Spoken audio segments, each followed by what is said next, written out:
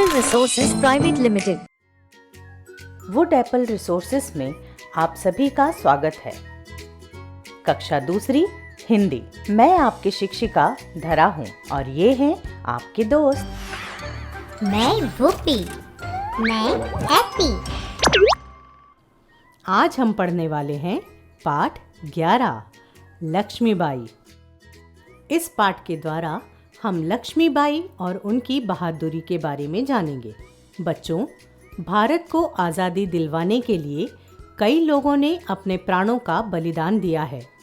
उन्हीं में से एक थी रानी लक्ष्मीबाई। इस पाठ के द्वारा हम लक्ष्मीबाई तथा उनकी वीरता के बारे में जानेंगे। उत्तर प्रदेश राज्य में झांसी नाम का शहर है। वर्ष 1850 में वहाँ की एक रानी हुआ करती थी। उनका नाम लक्ष्मीबाई था।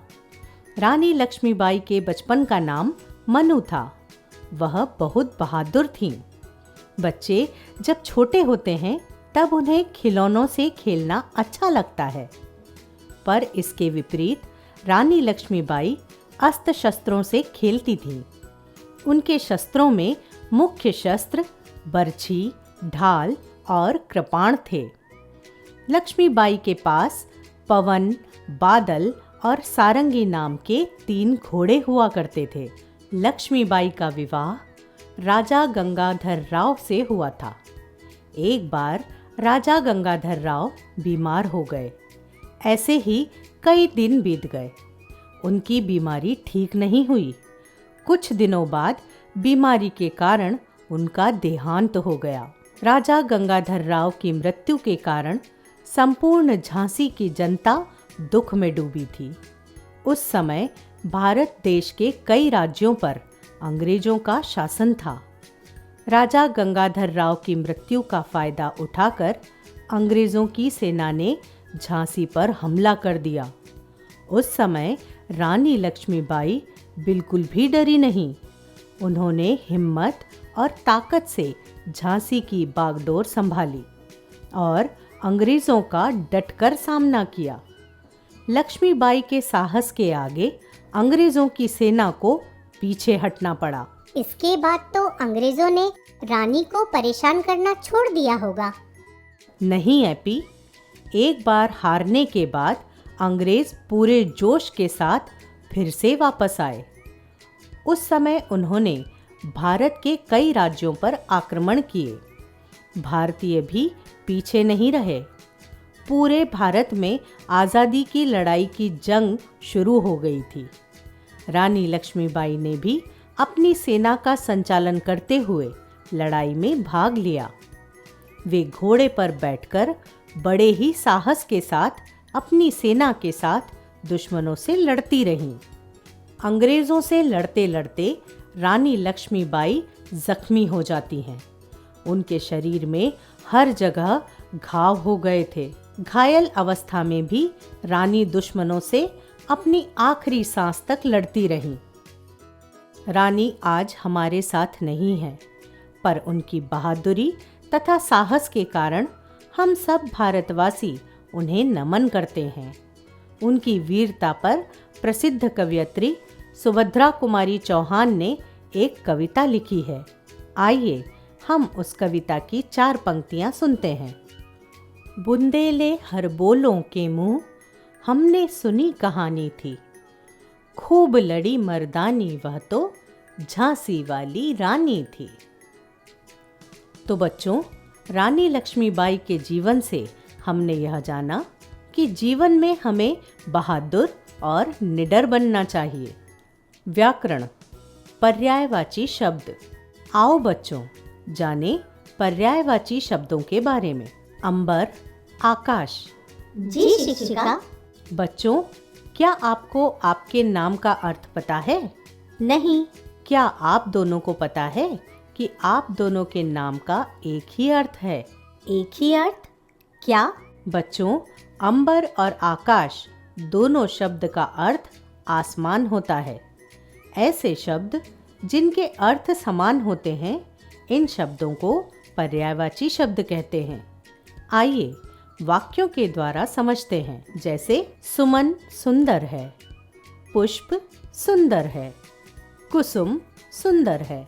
यहाँ सुमन, पुष्प और कुसुम तीनों शब्दों का अर्थ फूल होता है, अर्थात फूल को हम सुमन, पुष्प और कुसुम भी बोल सकते हैं। बच्चों, पर्यायवाची शब्दों को कविता के द्वारा समझते हैं। धरती को हम कहते हैं भू, भूमि, धरा। इसे रखें हम हमेशा हरा भरा। आसमान, अंबर, गगन नाम सभी आकाश के। आओ चलकर छुएं हम इसके, तारे सभी प्रकाश के। है हवा का ढंग निराला, जीवन हमको देती। वायु, समीर, पवन कहते हैं इसको, कभी नहीं ये कुछ लेती। माँ के हैं नाम अनेक, माता, जननी, अम्बा। साथ हमेशा रहे हमारे, इसमें नहीं अचंभा।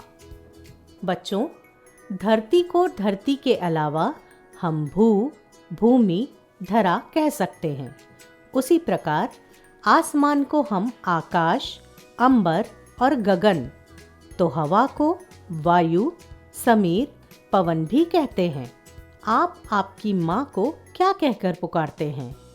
कोई माँ तो कोई मम्मी, इसके अलावा माँ को माता, जननी तथा अम्बा भी कहते हैं। पुष्प, फूल, सुमन, कुसुम ऐसे ही खिला रहे हमारा मन। वाटिका, बगीचा, उपवन, वहाँ घूम कर करें स्वच्छ अपना तन मन। रात, रात्रि, निशा, रजनी, इसके होने से पहले खत्म करें क्रिया अपनी। वार, दिवस, दिन, अच्छे कार्य की शुरुआत करें प्रतिदिन। आसमान में उड़ते हैं पक्षी, खग, विहग। जल, पानी, तोय, शीतल करते जग। आदमी, मानव, इंसान, हमारा दुख दूर करो भगवान। स्त्री, औरत, महिला, अब नहीं है ये अबला। हाथ, हस्त, कर, इनसे नेक काम कर। नेत्र, नयन, लोचन, कभी न बोलो कटु वचन। फूल को हम पुष्प, सुमन और कुसुम, तो बगीचे को वाटिका और उपवन कहते हैं। रात को रात्रि, निशा या रजनी, तो दिन को हम दिवस या वार भी बोल सकते हैं। बच्चों, आसमान में उड़ने वाले पक्षी को खग और विहग भी कहा जाता है। पानी को जल, तोय भी कह सकते हैं। आदमी को मानव और इंसान कहते हैं, तो स्त्री को महिला, अबला तथा औरत कहा जाता है। हम सब हाथ को हाथ बोलते हैं, पर इसके दो नाम और हैं, हस्त और कर। आँख को हम नेत्र, नयन और लोचन भी कह सकते हैं। तो बच्चों, आज हमने पर्यायवाची शब्दों के बारे में जाना। हम ऐसे ही मिलते रहेंगे। वुड एप्पल रिसोर्सेज से जुड़ने के लिए धन्यवाद।